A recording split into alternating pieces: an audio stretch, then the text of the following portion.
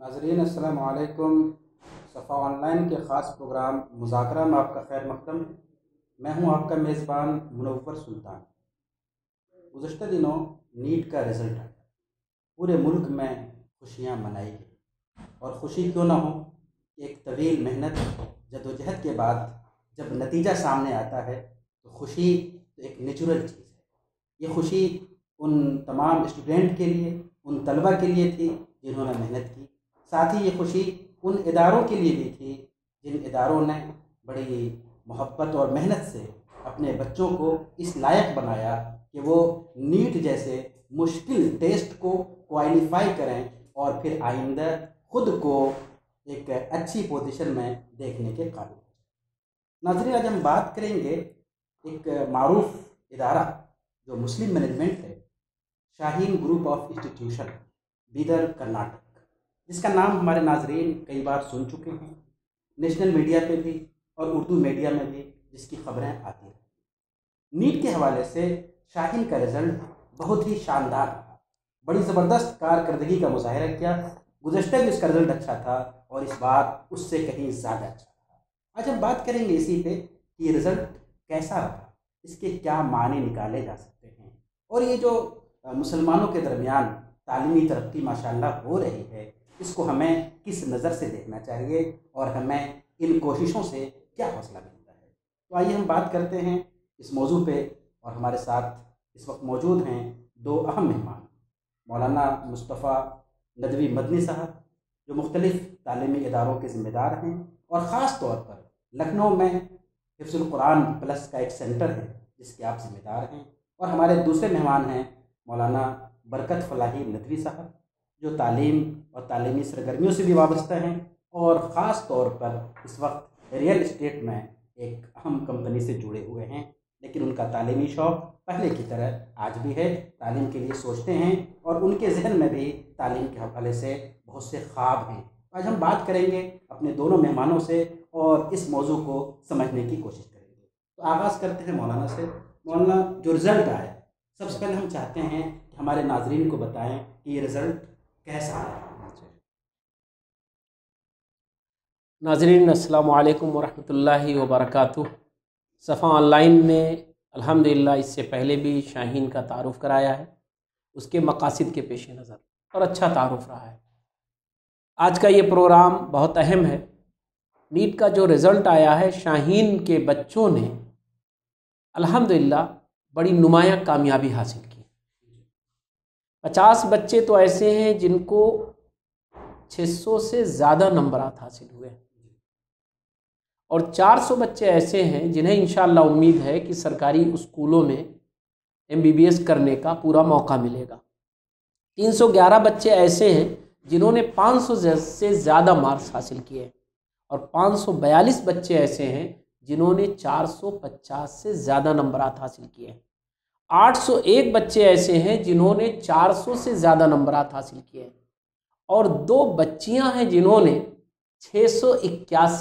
681 number हासिल किया है, फातिमा शेख और दूसरी हैं श्वेता राठौड़।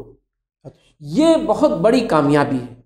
नाजरीन, आप इसको इस पस मंज़र में देखें कि 16 लाख लोग शरीक हुए थे इस बार नीट के कंपटीशन में, ऑल इंडिया कंपटीशन में, और उसमें शाहीन का ये रिज़ल्ट रहा है कि तकरीबन 2000 बच्चे ऐसे हैं जिन्होंने नुमाया नंबरात हासिल किए हैं और उसमें तकरीबन 500 से ज़्यादा बच्चे हैं जिन्हें इंशाअल्लाह एक MBBS करने का बेहतरीन मौका मिलेगा। और इसमें कई बच्चे और बच्चियां ऐसे हैं जो हाफिज़ और आलिम हैं, कई ऐसे हैं जो मदरसा बैकग्राउंड से हैं और जिन्होंने कभी ये सोचा भी नहीं था कि वो डॉक्टर बनेंगे। तो ये अल्हम्दुलिल्लाह रिज़ल्ट रहा है शाहीन का। इस पर शाहीन के ज़िम्मेदारों को हम मुबारकबाद पेश करते हैं और नुमाया कारकर्दगी रही है शाहीन की ऑल इंडिया सतह पर। इसके लिए डॉक्टर अब्दुल कदीर साहब ख़ास तौर पर हम सब उनके लिए दुआ करें कि उन्होंने बड़ी मेहनत की, उनके तमाम अफराद ने बड़ी मेहनत की। मौलाना बरकत साहब, शाहीन की इस बड़ी कामयाबी मुसलमानों की तालीमी सूरत हाल के बैकग्राउंड में आप किस अंदाज से? अस्सलाम वालेकुम रहमतुल्लाहि वबरकातुहू। यकीनन एक आपने अहम सवाल किया है, क्योंकि होता ये है, हम अपने बुज़ुर्गों की महफ़िल में जाएं, सियासतदानों की महफ़िल में जाएं या नौजवान तबके के बीच में बैठें, और अगर मजमूई तौर से उम्मत के सूरत हाल पे गुफ्तगू होती है तो वहाँ ज़्यादातर मायूसी और लोगों को एक गैर ज़िम्मेदाराना सियासत का खौफ दिला करके मायूस किया जाता है। और जैसे ही बात आती है कि इसका सद्देबाब क्या हो, उम्मत को ऊपर कैसे उठाया जाए, कहीं ना कहीं हर तबके से बात समझ आती है उसकी तरफ से कि अगर हमें इस उम्मत को तरक्की की तरफ, बुलंदी की तरफ और अज़मत रफ्ता की तरफ वापस लेकर के आना है तो हमको हर हाल में तालीम में के मैदान में नुमायाँ कारकर्दगी दिखलानी पड़ेगी और उम्मत के सवाद आज़म को इससे जोड़ना पड़ेगा। लेकिन जैसे ही ये बात मानते तो सब लोग हैं, कहते तो सब लोग हैं, लेकिन तुरंत एक रोया जाता है अपनी बेचारगी का, मुफलिसी का, तंगदस्ती का, कि हमारे पास वसाइल नहीं है और हम क्या कर सकते हैं, और गैरों को हवाला दिया जाता है कि उनके पास वसाइल है, प्लस उनको दीगर ज़राए से सपोर्ट मिलता है। लेकिन शाहीन का ये जो नीट 2021 के जो रिज़ल्ट आया है, और ऐसे में शाहीन ने जो कारकर्दगी दिखाई है और जो रिज़ल्ट सामने आया है, तो हमारे इस भ्रम को ये तोड़ देता है कि उम्मत इस लायक नहीं है या उम्मत के पास ये वसाइल नहीं है कि अपने बच्चों को, अपने आने वाली नई नस्ल को हम एक नई धारा के साथ और मेन धारे में हम जोड़ सकें। तो हम तो बस यही कहेंगे कि चमन चमन पे खार है, बहार है धुआं धुआं, वो डालियाँ सुलग उठी, बने थे जिन पे आशियाँ, मेरे चमन को लूट लिया चमन के रंगोबार ने, हकीकतन हरीफ हैं न बिजलियाँ ना आधियाँ। ठीक है, तो हमको हमारी अंदर की कमज़ोरी, या ये कहा जाए कि हमारा अपना जो विज़न है वो क्लियर नहीं है। वरना हम शादी ब्याह के मौके पर देखते हैं, किसी और फंक्शन के मौके पर देखते हैं, तो इसी उम्मत को जो रोना रोती है, हम ये देखते हैं कि उसमें लाखों और करोड़ों रुपए लोग बेदरेग खर्च कर देते हैं। ज़रा से अगर नाम आने का और थोड़ा सा हाईलाइट होने का मौका मिलता है, वहाँ लोग करोड़ों खर्च कर देते हैं। तब वहाँ ये रोना नहीं आता कि हमारे पास पैसे नहीं, हम क्या कर सकते हैं। लेकिन जहाँ तालीम की बात आती है, बस उसमें सब लोग बिल्कुल ज़कात की तरफ या सरकारी इमदाद की तरफ बड़ी उम्मीद भरी निगाहों से देखने की कोशिश करते हैं। तो मेरे ख्याल से इस जो शाहीन का जो रिज़ल्ट आया, ये एक आईना है, एक आईना है ये, कि हमें असल टारगेट पर निगाह रखना होगा और हमारे जो ज़िम्मेदारान हैं उम्मत के, उनको इस बार ये एक बहुत बड़ा सबक है। मैं माफ़ करिएगा, एक बात और कहना चाहूँगा, शाहीन बीदर मैं खुद जा चुका हूँ, एक बार नहीं कई बार गया, और अभी मैंने अपने 2 बच्चों को वहाँ एडमिशन भी कराया है। हमारे 2 बच्चे भी माशाल्लाह पढ़ रहे हैं, आप लोगों से दुआ की दरख्वास्त है। और वहाँ डॉक्टर अब्दुल कदीर साहब से और प्लस वहाँ के जो और दीगर ज़िम्मेदारान हैं, उन लोगों से जो गुफ्तगू हुई और शाहीन के बारे में जो मालूम मैंने कोशिश की कि ये कैसे स्टार्ट हुआ, ये इसके बैकग्राउंड क्या है, तो साहब आप यकीन मान लीजिए, हैरत होती है जब वो बताते हैं कि कितने बहुत मामूली सरमाए के साथ और बहुत ही मामूली एसेट के साथ उन्हें जो शुरू किया। लेकिन हाँ, बस एक विज़न उनका क्लियर था, टारगेट क्लियर था, और फिर उसमें क्या है कि वो एक मनसूबाबंदी उनके साथ थी, मुस्तकिल वो लगे और अपने मिशन टारगेट को हमेशा सामने रखा करते रहे। और आज भी शाहीन की बिल्डिंगें बड़ी खूबसूरत नहीं हैं, अभी मैं देख करके आया, उनकी जो मेन बिल्डिंग है वो भी बहुत डेकोरेट नहीं हो पाई है, सिर्फ फ़ोटो लगे हुए हैं। लेकिन मैं मुबारकबाद देना चाहूँगा डॉक्टर अब्दुल कदीर साहब को, उनकी पूरी टीम को, कि साहब आपकी बिल्डिंग खूबसूरत बिल्कुल ना हो, लेकिन आपके जो ज़बरदस्त रिज़ल्ट आया है ये इतना खूबसूरत है, इतना खूबसूरत है कि हिंदुस्तान ही नहीं बल्कि पूरी दुनिया के मुसलमानों को जो मायूसी का शिकार हैं उनके लिए एक ज़बरदस्त इंशाल्लाह एक मिसाल साबित होगा और लोग एक नए दिशा में आगे बढ़ेंगे। आपने माशाल्लाह बहुत अहम और कीमती बातें की, ख़ासतौर पे तालीम पे आपने जो मुख्तलिफ गोशों की तरफ रहनुमाई की है उस पर हम फिर आपसे बात करेंगे। फ़िलहाल मौलाना से हम समझते हैं। मौलाना, एक तो है शाहीन जी, जिसका हेड ऑफिस बीदर कर्नाटक में जी, उसके मुख्तलिफ सेंटर्स या उसको हम ब्रांच कहें, मुल्क के मुख्तलिफ इलाकों में चल रहे हैं। ये जो रिज़ल्ट आया है इसमें बीदर कर्नाटक यानी जो हेड ऑफिस है उसका कितना हिस्सा है और उसके जो दीगर सेंटर्स हैं उसका क्या हिस्सा है, इस पर आप थोड़ी रोशनी डालेंगे। ये जो रिज़ल्ट है ये बुनियादी तौर पर साउथ के जो सेंटर्स हैं उनका रिज़ल्ट है, क्योंकि नॉर्थ में जो शाहीन के सेंटर्स हैं वो अभी नए हैं, तो अभी वहाँ पर नीट के ताल्लुक से कारकर्दगी को जांचने का या सामने आने का मौका उन्हें नहीं मिला है। दीगर स्टेट्स में, ख़ुद हमारी यूपी में, पटना में, दिल्ली में सेंटर्स बन गए हैं, लेकिन अभी रिज़ल्ट के तौर पर उनकी कारकर्दगी का मसला नहीं सामने आया है। ये जो कारकर्दगी है बुनियादी तौर पर ये बीदर का है, बेंगलोर का है, हैदराबाद का है, और वहीं पर कर्नाटक में 2 सेंटर और हैं, ये उन सेंटर्स का है। लेकिन असल जो सारा है वो बीदर में जो नीट के लिए डॉक्टर साहब ने स्पेशल सिस्टम बनाया है, लड़कों के लिए भी, लड़कियों के लिए भी, मुस्लिम बच्चों के लिए भी, नॉन मुस्लिम बच्चों और बच्चियों के लिए भी, और अलहदा सिस्टम, ये दरअसल उसका रिजल्ट है। बहुत अच्छा। तो मौलाना बरकत साहब, आपने जिस गोशे की तरफ इशारा किया, हम फिर वहीं आना चाहते हैं। तालीम के हवाले से जब भी बात आती है तो मसाइल का रोना बहुत ज़्यादा होता है, लेकिन इस सब के बावजूद हम देखते हैं कि चाहे हम बात शिमाल की करें या जुनूब की, हर जगह इस तरह की कोशिशें हुई हैं और कामयाब कोशिशें हुई हैं जो हमारे उस तसव्वुर को ख़त्म कर देती है। यहाँ एक बात और कही जाती है जो ख़ास तौर पे कही जाती है कि जुनूब में काम करना आसान है, मसाइल कम है, शिमाल में काम करना मुश्किल है, इसलिए कि मसाइल ज़्यादा है। तालीम के तनाजुर में आप इस चीज़ को किस तरह देखते हैं? मौलाना, जहाँ तक इसकी बात है कि यहाँ मसाइल ज़्यादा हैं इसलिए काम जी करना मुश्किल है, ये बात ही कानून फितरत के ख़िलाफ़ है। जो फितरत का जो कानून है और जो मिजाज है वो यही है कि जहाँ चैलेंजेस ज़्यादा होते हैं काम वहीं ज़्यादा होता है। जब चैलेंजेस कम होते हैं, माहौल पुरसुकून होता है, तो आम तौर से लोग भी पुरसुकून हो जाते हैं, उनके जज्बे में वो तुग़यानी नहीं होती है और वो तेज़ी नहीं होती है।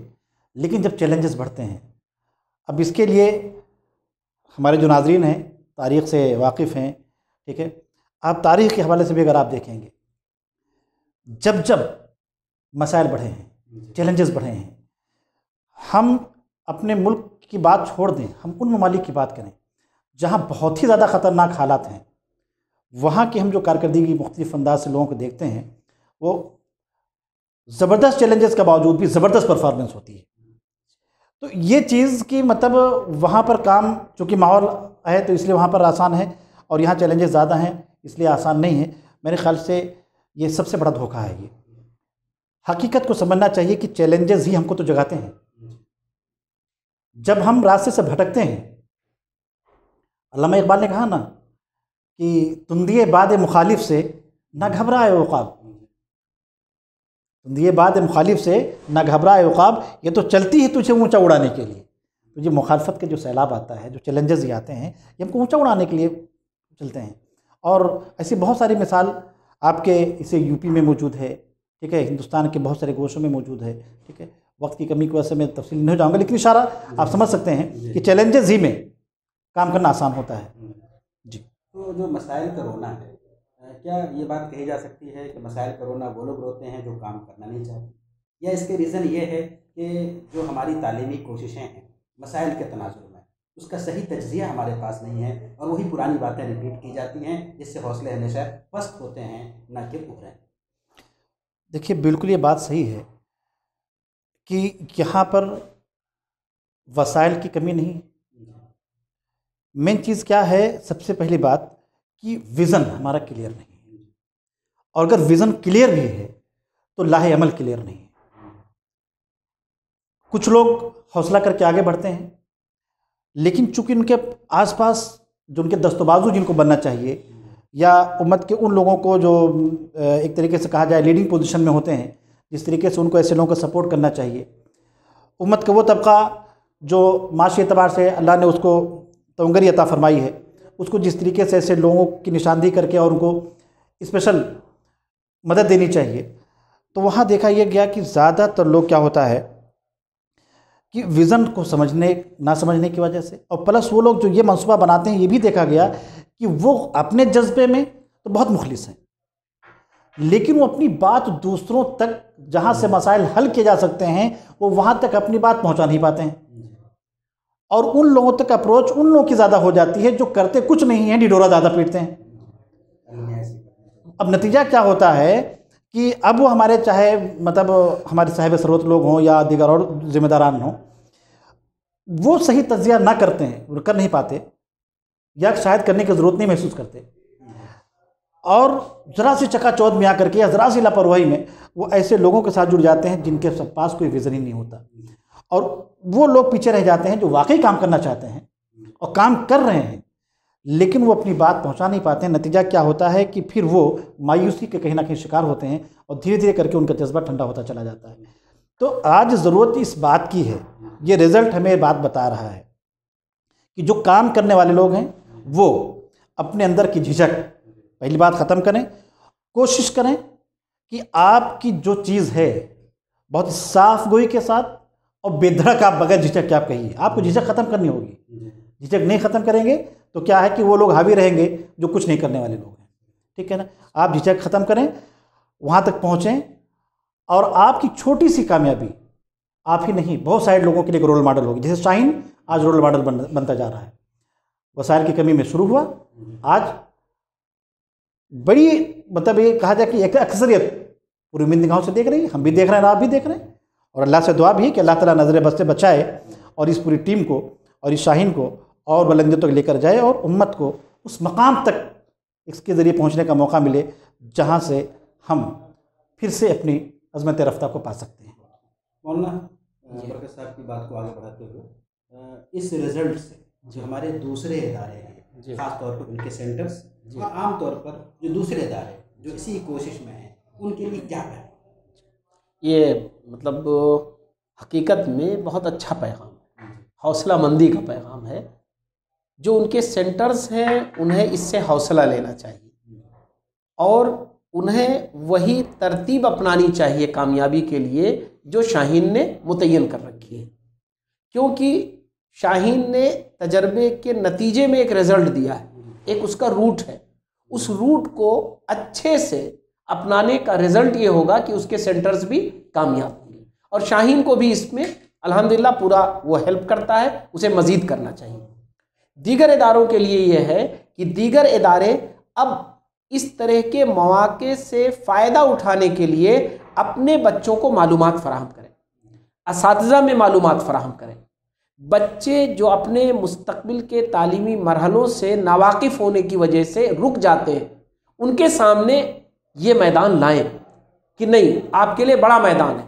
ये नीट में जो बच्चे आए हैं ये तो इतनी तादाद में है, इसके अलावा वो बच्चे हैं जिन्होंने शाहीन में रह के तैयारी की है, पूरी तैयारी की है, और वो तैयारी उनके काम आएगी, वो तैयारी पूरे तौर पर काम आएगी, यानी वो दीगर मैदानों में भी जाएंगे तो इंशाअल्लाह कामयाब होंगे। तो दीगर इदारों को चाहिए कि शाहीन ने जो एक मुसाबकाती तालीम के लिए बच्चों को तैयार किया है उससे अपने यहाँ के बच्चों को जोड़ दें, और जब ऐसा करेंगे इंशाअल्लाह तो फिर ऐसी सूरत में वो बच्चे और वो इदारे मजबूत होंगे और आइंदा नस्लें कामयाबी की तरफ बढ़ जाएंगी। बहुत अहम बात की आपने। अगला सवाल मेरा इत्तेफाक यही था। मौलाना बरकत साहब, तालीम के हवाले से जब भी बात होती है तो हम लोग खूब तज़किरा करते हैं, कमेंट करते हैं, और गोया यूँ हमारा रवैया होता है कि सारी जिम्मेदारी उन लोगों की है जो जूझ रहे हैं, मेहनत कर रहे हैं। एक मुस्लिम उम्मत के एक फ़र्द की हैसियत से, हिंदुस्तान के एक शहरी होने की हैसियत से, तालीमी इदारों के तई हमारा क्या रवैया होना चाहिए? जो रवैया है वो ठीक है या आप किस तरह देखते हैं? आपने जो सवाल किया उसमें एक चलते चलते आपने एक बात रोकी, क्या ये रवैया हमारा ठीक है? ठीक तो कतई नहीं है। अगर ठीक ही होता तो आज हम इस मकाम पर नहीं होते कि सच्चर कमेटी को हमारे बारे में रिपोर्ट देनी पड़ती कि आज हमारी हालत बिल्कुल यानी बैकवर्ड्स तरीन से भी नीचे हिस्सा हमारा जा रहा है, ये नहीं होता। तो हकीकत तो यही है कि तालीम के ताल्लुक़ से हमारा रवैया बिल्कुल ठीक नहीं है, और ख़ास तौर से रवैया इस एतबार से कि उम्मत उमूमी तौर से तो तालीम से दूर होती चली गई, लेकिन एक ख़ास पहलू जिसको मैं समझता हूँ कि हमें समझना होगा और ख़ास तौर से शाहीन के पस मंज़र में समझना होगा। एक सानिया ऐसा हुआ है इस उम्मत के साथ कि इल्म को, तालीम को दो हिस्सों में डिवाइड किया गया। ये कहा गया कि ये इल्म दीनी है और ये इल्म दुनियावी है। मदारिस में पढ़ने वाले लोग वो सिर्फ मौलाना बनेंगे, वो सिर्फ मुफ्ती बनेंगे, वो सिर्फ मसाजिद के इमाम बनेंगे, ठीक है, ये इस तरह का काम करेंगे। और कॉलेज यूनिवर्सिटीज़ में पढ़ने वाले लोग डॉक्टर बनेंगे, साइंटिस्ट बनेंगे, IAS IPS ऑफिसर्स बनेंगे, इंजीनियर्स बनेंगे। और जिनको दीन का काम करना है तो लामहला उनको मदारिस ही के बैकग्राउंड से आना होगा, और जिनको दुनियावी काम करना है तो उनको मदारिस से दूर रहना होगा। नतीजा क्या हुआ कि उम्मत एक इस नतीजे पर आ पहुंची कि अपने बच्चों को मकतब तक सिर्फ नाजरा कुरान अगर पढ़ना सिखा दिया तो समझते हैं कि हमने बिल्कुल दीन उनके लिए मुकम्मल करा दिया। इस सोच ने उम्मत को जो मेन धारे से काटा है, आज नतीजा ये है कि हम बिल्कुल बैकफुट पे चले गए हैं। तो हमारा मानना है कि सबसे पहले हमें इस तजिए में इस चीज़ को यहाँ पर कि इल्म दुनियावी और दीनी को जो सरहद है ना उसको तोड़ना होगा, और शाहीन ने इसको तोड़ा है। मैं आपको एग्जांपल दूंगा। जब मैं पहली बार शाहीन गया, सिर्फ देखने के लिए गया था, क्योंकि मुझे अपने बच्चों को डालना था, तो मैं वहाँ पर देखने के लिए गया था। तो मुझे वहाँ पर जब मैं गया तो दो पहलू ऐसे थे जिसने मुझको बहुत ज़्यादा मुतासिर किया। एक तो ये हमने देखा कि वहाँ पर नीट की तैयारी के लिए और प्लस दीगर और भी सर्विसेज की तैयारी के लिए हुफ़ाज़ कराम का एक बड़ा तबका था वहाँ पर मौजूद। वो लोग जो मदरसा बैकग्राउंड से थे, और हमारे कहावत मशहूर है कि मुल्ला की दौड़ मस्जिद तक। तो मैंने देखा कि ये मुल्ला, ये उलमा, ये हाफिज़ जिनकी ABCD कायदे से नहीं आती है, ये क्या डॉक्टर बनेंगे। उनसे जब बातचीत हुई, प्लस वहाँ का जो सिलेबस देखा, डॉक्टर साहब का जो विज़न हमने देखा, और प्लस जो रिज़ल्ट,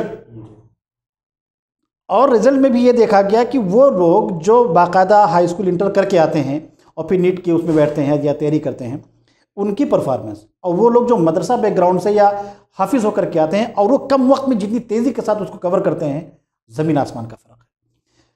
उस वक्त एक तड़प पैदा हुई कि काश अगर हमारे मदारिस इसका एहतमाम शुरू से करते तो आज ये लोग जो 72 लेकर के आ रहे हैं, यकीनन उसमें उलमा और हुफ़ाज़ भी होते, क्योंकि रिज़ल्ट ये बता रहा है। तो एक तो चीज़ हमने वहाँ ये देखा कि दुनियावी और दीनी का जो सरहद थी, जो बाउंड्री थी, वो डॉक्टर साहब ने वहाँ पर तोड़ दिया है, और बहुत शानदार तोड़ा है। एक होता है कहने के लिए लोग तकरीरों में एक ख्वाब दिखलाएं, और एक होता है प्रैक्टिकल करके किया जाए। तो डॉक्टर साहब ने प्रैक्टिकल तोड़ करके दिखा दिया कि नहीं, ये देख लीजिए, दुनियावी और दीनी में कोई फ़र्क नहीं। दूसरी एक चीज़ बहुत अहम जो मैंने शाहीन में देखी, हम लोग ख़ास तौर से अगर मैं यूपी के माहौल में बात करूँ, यानी अपने मशरक़ी उसमें, तो पता नहीं क्या ऐसा महसूस होता है, हम जहाँ जाते हैं या जहाँ काम करते हैं तो मुस्लिम और गैर मुस्लिम की एक तफरीक ऑटोमेटिकली बनती चली जाती है। एक मौलवी आदमी, एक मुस्लिम आदमी अगर वो कोई कोशिश कर रहा है तो हमारे गैर मुस्लिम आबादी को ऐसा लगता है कि वो अपनी मिल्लत के लिए कुछ कर रहा है, और नतीजे में क्या होता है, या तो वो दूर हो जाते हैं या मुखालफत पे उतर आते हैं। खुद हमारा रवैया ऐसा होने लगता है कि हम उनको अपने साथ एडजस्ट नहीं कर सकते। मैं बहुत सारे मदारिस में गया, लेकिन अफसोस हमारे मदारिस के पास कोई ऐसा सिलेबस मौजूद नहीं जहाँ पर गैर मुस्लिम आकर के उसको पढ़ सके। अब मैं आपको शाहीन की बात बताता हूँ। जब मैं पहली बार गया तो वहाँ पर जो गर्ल्स कैंपस है, तो उसको मुझको दिखाने के लिए लेकर गए कि देखिए वहाँ क्या सिस्टम होता है, और प्लस हमारे साथ एक साहब थे, उन्हें अपनी भांजी का एडमिशन कराया था, तो उसको वहाँ तक ड्रॉप करने के लिए गए थे। फिर वहाँ से बाहर हम लोग खड़े हो गए। थोड़ा सा मुझे अकेला होने का मौका मिला तो देखा कि वो बच्चियाँ निकल रही थी, छुट्टी हुई थी, तो उसमें गैर मुस्लिम बच्चियों की एक बड़ी तादाद मैंने देखी। अच्छा, मुझे पहले बता दिया गया था कि फ़र्क इतना है कि मुस्लिम बच्चियाँ सब नकाब में होंगी, गैर मुस्लिम बच्चियाँ नकाब में नहीं होंगी, वरना तफरीकी नहीं फ़र्क नहीं पता चलता। तो एक साहब को हमने देखा बाइक से आए हुए थे और वो टीका लगाए हुए और अपनी बेटी को लेने के लिए, तो ऐसे मन में आया, मैंने आगे बढ़ करके उनको सलाम किया, नाम पूछा, तो उन्होंने अपना नाम बताया, और साथ में आगे उन्होंने यानी तिवारी इस टाइप को कुछ लगाया जिससे पता चला कि वो ब्राह्मण उससे हैं। तो हमने कहा ये आपकी बेटी कहाँ? तो हमने कहा साहब आप ब्राह्मण आदमी हैं और ये शाहीन जिस पैटर्न पे चल रहा है तो ऐसा लग रहा है कि यहाँ पर तो इस्लामिक कल्चर पूरा दिया जाता है, तो ऐसे में आपने अपनी बच्ची को यहाँ क्यों डाला पढ़ने के लिए? आपको डर नहीं महसूस होता? आपने एक डर तो नहीं महसूस होता? नाज़रीन ज़रा समाज इसको गौर से सुनिएगा। तो उन साहब ने मुझसे बर्दाश्ता 2 बातें कही। कहा साहब पहली बात आपने खुद कहा कि मैं ब्राह्मण हूँ, तो शिक्षा हमारा मूल अधिकार है। शिक्षा में जहाँ भी मिलेगी, वो चाहे मदरसे में मिले, चाहे कॉलेज में मिले, चाहे गुरुकुल में मिले, उसको लेना हमारा परम कर्तव्य है, हम पहले उसको लेंगे। तो आपको तालीम के बारे में बता दें कि इस वक्त हमारे कर्नाटका में या हमारे आसपास में शाहीन से बेहतर एजुकेशन कोई दूसरा इंस्टीट्यूट नहीं दे रहा है। इसलिए बेहतर तालीम के लिए मैंने अपनी बेटी को डाला है। और इससे ज़्यादा जो उन्हें इंपॉर्टेंट बात कही, जो मुझको उसने सबसे ज़्यादा मुतासिर किया, उन्हें कहा साहब दूसरी बात यह है कि शाहीन में बच्चियों की सिक्योरिटी से मुतालिक, उनकी इज्जत, उनकी नामोस की हिफाजत से मुतालिक जो सिक्योरिटी सिस्टम है, तो मैं ये समझता हूँ कि मेरे घर में मेरी बेटी जितनी सेफ है उससे ज़्यादा शाहीन कैंपस में सेफ होती है। वो जब तक शाहीन कैंपस में है तब तक मेरे घर से ज़्यादा सेफ है। मेरे घर पहुँचने के बाद मैं अपनी बेटी से उतना मतलब बेखबर नहीं हो पाता हूँ जितना यहाँ बेखबर रहता है। तो अब आप सोचिए, इसने ऐसी बात कही उन्होंने कि मैं बिल्कुल अंदर से हिल गया। काश हमारे मशरक़ी यूपी के लोग, मशरक़ी हिंदुस्तान के लोग भी ऐसा कल्चर और ऐसा माहौल पैदा कर दें कि हमारे गैर मुस्लिम भाई अपने बेटे को, अपनी बेटी को, अपने लख्त जिगर को हमारे पास छोड़ने में वो महसूस करे कि हाँ हमारा बच्चा यहाँ ज़्यादा सेफ है। तो अगर इस चीज़ को हम देखें इस एतबार से, तो साहब मायूस होने की ज़रूरत नहीं है, बातें बताने की या घुमाने की ज़रूरत नहीं है, हकीकत है कुछ करने की ज़रूरत है, जिसमें रोल मॉडल हमारा शाहीन है। मौलाना आखिरी सवाल, शाहीन का रिज़ल्ट और शाहीन जैसे तमाम इदारों का रिज़ल्ट बहुत शानदार, ये सारी कोशिशें काबिल तारीफ़ हैं। हर साल में जब भी इस तरह का मौका आता है, रिज़ल्ट नशर होता है गवर्नमेंट की तरफ से, तो ये खुशी होती है। ये एक, लेकिन दूसरा मरहला ये है कि आज भी हमारे तलबा बड़ी तादाद में जो हाई स्कूल के हैं, इंटर के हैं, उन्हें इन चीज़ों की मालूमात कि वो डॉक्टर भी बन सकते हैं, वो इंजीनियर भी बन सकते हैं, वो अपने कम टाइम में बहुत सी अच्छी चीज़ें अचीव कर सकते हैं। और ख़ास तौर पे हुफ़ाज़ तलबा को ये मालूमात कि वो यहाँ तक पहुँच सकते हैं, जिसका डॉक्टर अब्दुल कदीर साहब ने एक निज़ाम बनाया है और एक कामयाब निज़ाम बनाया है। इसमें कहीं ना कहीं कमी महसूस होती है। इस ताल्लुक़ से एक ज़िम्मेदार की हैसियत आप क्या कहना चाहेंगे? नहीं, हकीकत है कि जो तारुफ होना चाहिए और जो लोगों को रास्ते मालूम होने चाहिए वो कम है, और इसमें हम लोगों की ज़िम्मेदारी है। इंशाअल्लाह हम लोगों को इसे आगे बढ़ाना है। और ख़ास तौर पर जो सेंटर लखनऊ में हम लोगों ने शुरू किया है नूर फाउंडेशन के तहत हिफ्ज़ुल कुरान प्लस का, माशाअल्लाह इस वक्त उसमें तकरीबन 52 बच्चे हाफिज़ हैं जो फाउंडेशन कोर्स और 9th के इक्वल गोया वो तैयारी कर रहे हैं, हाई स्कूल के लेवल पर वो तैयारी कर रहे हैं। अगर नूर फाउंडेशन के ज़रिए ये काम हो रहा है, दीगर सेंटर्स जो इस काम को कर रहे हैं, इनकी ताकत को बढ़ाया जाए, हुफ़ाज़ किराम तक इस मैसेज को ले जाया जाए, मदारिस तक इस बात को ले जाया जाए, और ये बात वाज़ेह की जाए कि उनके लिए ये तालीम का एक मरहला है, उन्हें दीन से दूर करने की कोई चीज़ नहीं है। तालीम ये दीन से दूर करने वाली चीज़ नहीं है। तालीम दरअसल मरहला वार होती है। एक मरहला वो होता है जो कॉमन तालीम का होता है, आप इंटर तक कॉमन तालीम हासिल करिए, फिर आपको स्पेशलाइजेशन लेना है तो आप डॉक्टर बनिए, इंजीनियर बनिए, अच्छे आलिम बनिए, मुफ्ती बनिए, काजी बनिए, सारे रास्ते आपके लिए खुले हुए हैं। लेकिन कॉमन तालीम तक आपकी सलाहियत इतनी मजबूत हो कि जिस भी फील्ड में आप जाना चाहें बहुत अच्छे जा सकें। तो हकीकत यह है कि वाक़तन इसमें कमी है। मदारिस बड़े पैमाने पर हैं, असातिज़ा बड़े पैमाने पर हैं, उनके तारुफ, उनको किसी चीज़ से मुतारफ़ होने का एक ख़ास अंदाज़ है, और वो जब मिशन शाहीन अपनाएगा तो इंशाअल्लाह वहाँ तक पहुँचेंगे। इसकी कोशिश है। डॉक्टर साहब से भी इस पर हमारी बात हुई, अभी उर्दू में डॉक्टर साहब ने बहुत अच्छा एक फ़ोल्डर तैयार किया है हिफ्ज़ुल कुरान प्लस का। इंशाअल्लाह और भी इस तरह की एक्टिविटीज़ अपनाई जाएंगी और मदारिस के ज़िम्मेदारों के साथ इंशाअल्लाह मीटिंग की जाएगी, ताकि इस काम को जगह जगह किया भी जा सके और शाहीन के जो सेंटर्स हैं मौजूद उनसे पूरे तौर पर फ़ायदा उठाया जा सके। मौलाना बरकत साहब, आखिरी सवाल आपसे भी इख्तिसार के साथ कि इधर अगर हम गुज़श्ता 2-3 दहाइयों की बात करें तो मुसलमानों में तालीमी बेदारी खासी आई है, तालीमी रुझान में इजाफा हुआ है, लेकिन इसके बावजूद जो आज के वक्त में जहाँ पे हमें होना चाहिए और हम जहाँ पे हैं इन दोनों के दरमियान क्या गैप नज़र आता है?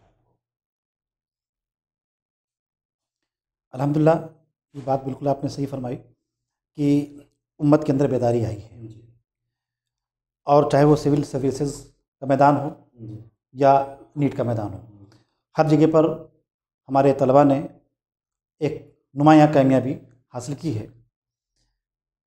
और लेकिन उसके बावजूद भी हकीकत यही है कि ये अभी तो शुरुआत है। जी हम जिस तरीके से सोए हुए थे और अब जग रहे हैं, तो अभी तो हमसे अंगड़ाई सिर्फ हम ले रहे हैं।